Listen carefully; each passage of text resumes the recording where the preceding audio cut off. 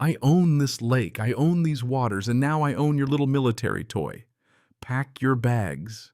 Navy Boy Emerald Cove doesn't need broken veterans cluttering up our pristine waterfront. Can you imagine waking up to those words? Yeah, that happened.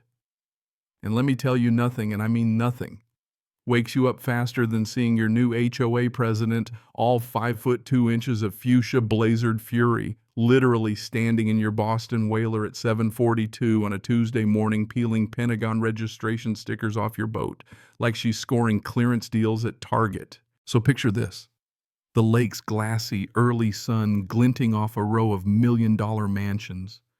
And there's Marisol Blackthorne, tearing federal stickers off my uncle's boat, tossing them into the water. Each sticker has the seal of the U.S. Department of Defense.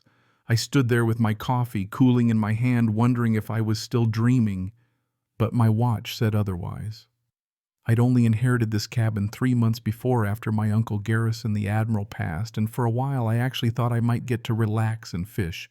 Let me back up a sec. Uncle Garrison didn't just leave me a fishing shack. He left me a safe house protected by the feds, since the Cold War paperwork locked in a manila envelope labeled authorized personnel only. I'm Bryce Decker, Navy Intelligence, 22 years in, and the one thing I know is that when lawyers start whispering about authorized personnel, your days of living quietly are pretty much shot. The plan had been simple. Fix up the boat, catch a few bass, sleep in, forget the Navy, and sip coffee while the world spun on without me. 97 days exactly before Marisol Blackthorne turned my retirement into a federal incident. And let me tell you, if you've ever tangled with an HOA, you know what I mean when I say they can turn paradise into purgatory fast. Drop me a comment if you've been through the ringer with one of these power-happy boards. I want to hear your story. Because what happened next made me realize just how out of hand these things can get. Marisol, man, she's the type who acts like she invented property law, had been circling my place since the will closed. She drove a white Tesla with HOA plates, ran 3 shell companies, and wielded a surveyor's wheel like she was mapping out enemy territory. For weeks, I'd see her making notes on her tablet, all military precision. Ironic, right? Because she had no clue the old man she was targeting was a decorated admiral, and the retiree in the house had spent decades outfoxing foreign agents. She started slow, friendly courtesy visits about the HOA's enhanced standards, hints about the right kind of dock or the proper boat, always with that smile that never quite touched her eyes. But this morning was different. She'd crossed a line and she didn't even know it. I was on my dock cup in hand when her heels clicked toward me. "Mr. Decker," she announced, tablet raised like a badge. "We need to discuss your vessel." That 28-foot whaler looked innocent enough, but under the hull it held more tech than a Coast Guard cutter. She handed me a notice reel official citing unauthorized watercraft, improper registration failure to meet community maritime standards. The fine, $23,000. I had to read it twice. She didn't blink. "Your registration needs to be HOA approved," she said. "All business. It's in your deed restrictions." I glanced at the stern where instead of regular numbers, there were federal designations, stuff no HOA president should ever lay eyes on. "Mrs. Blackthorne," I said, keeping it calm, "this vessel isn't under HOA oversight." She stared at me like I'd just recited the Constitution in Greek. "Excuse me, every watercraft falls under community standards." She dialed her phone right there, calling her maritime compliance officer, giving me 48 hours or legal action through our approved court system. And that phrase, our approved court system, man, it's stuck in my head like a sliver.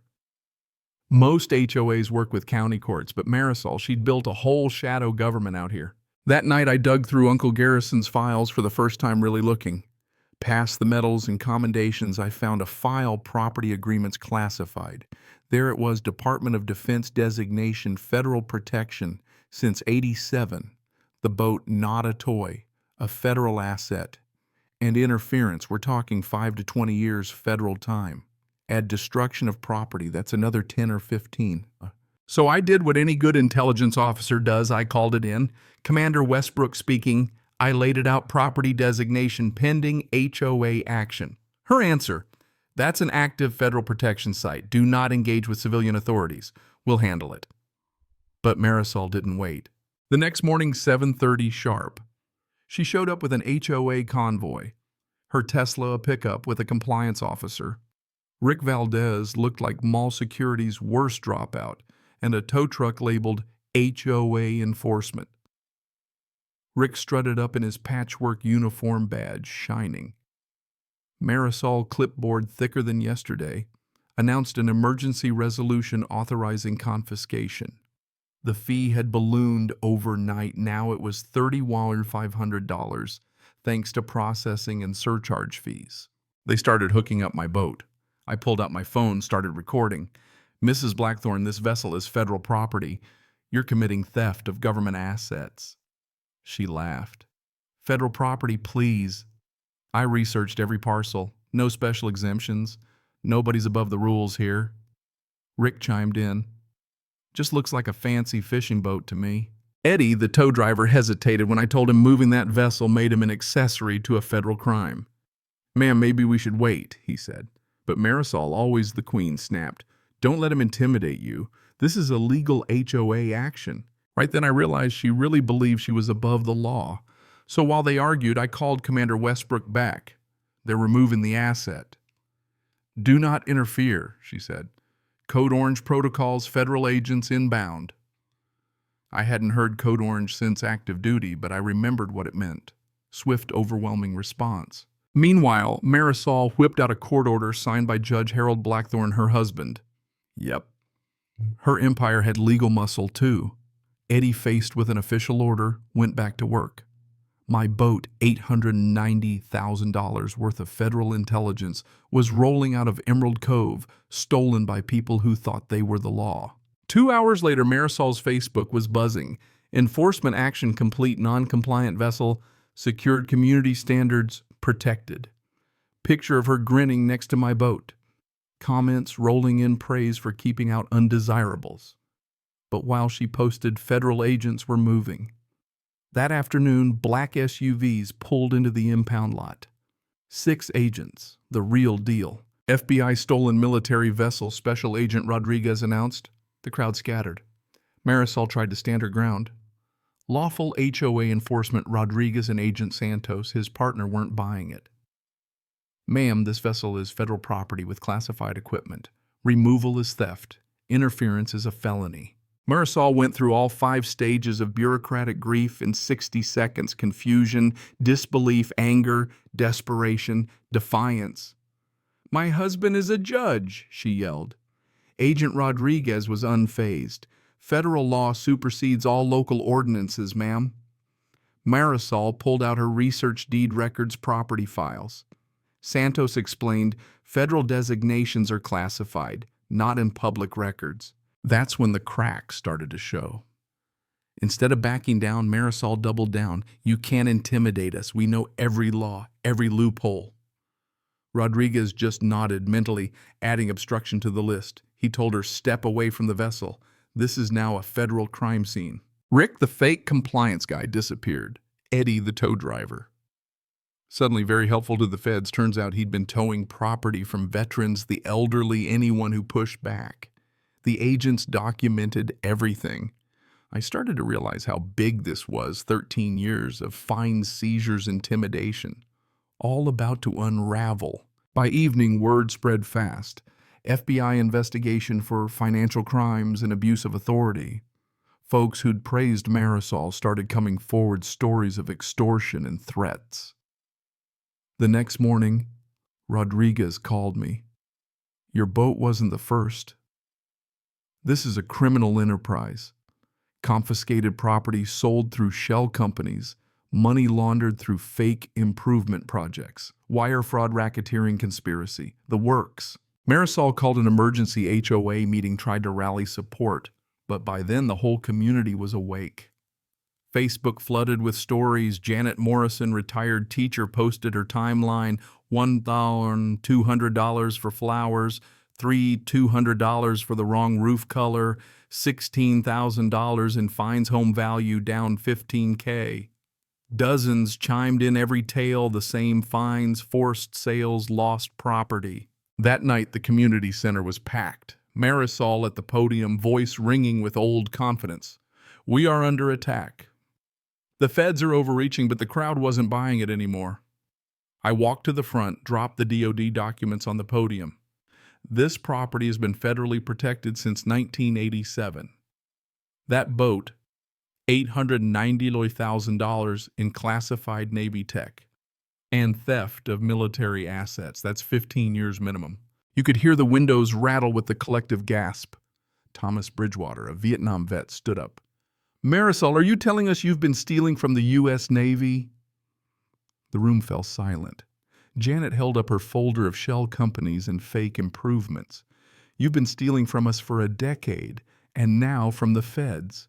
Residents shouted their fines, $3,000 for unapproved flowers, $5,000 for a garage, $7,000 for a bird feeder.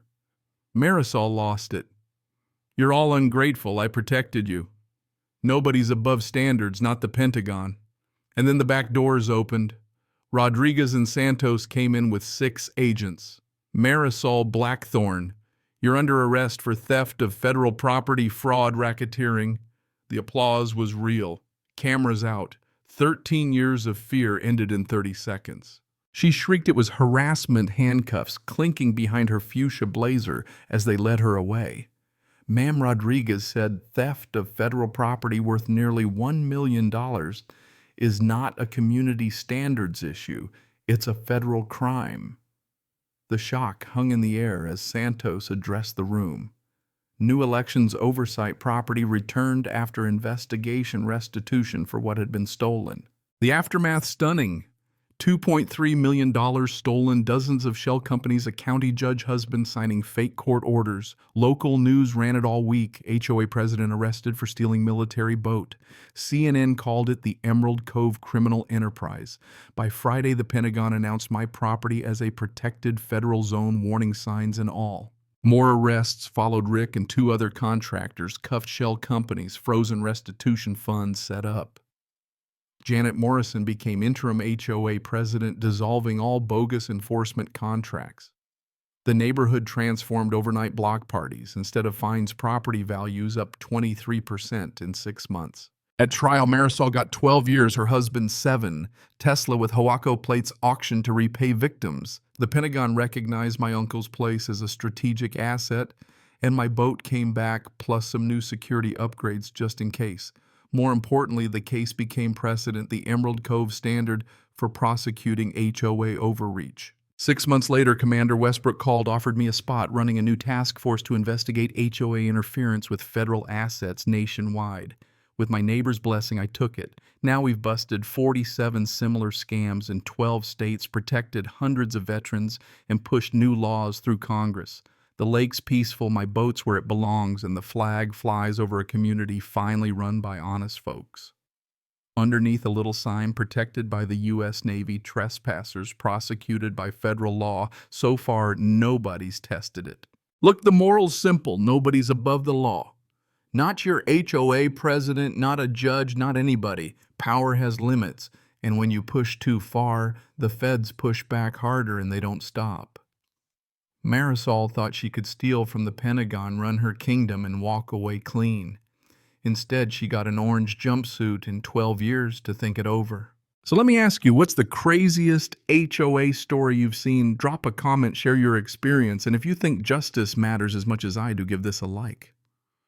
Because sometimes the best revenge is watching the law finally do what it's supposed to, protect the people who deserve it.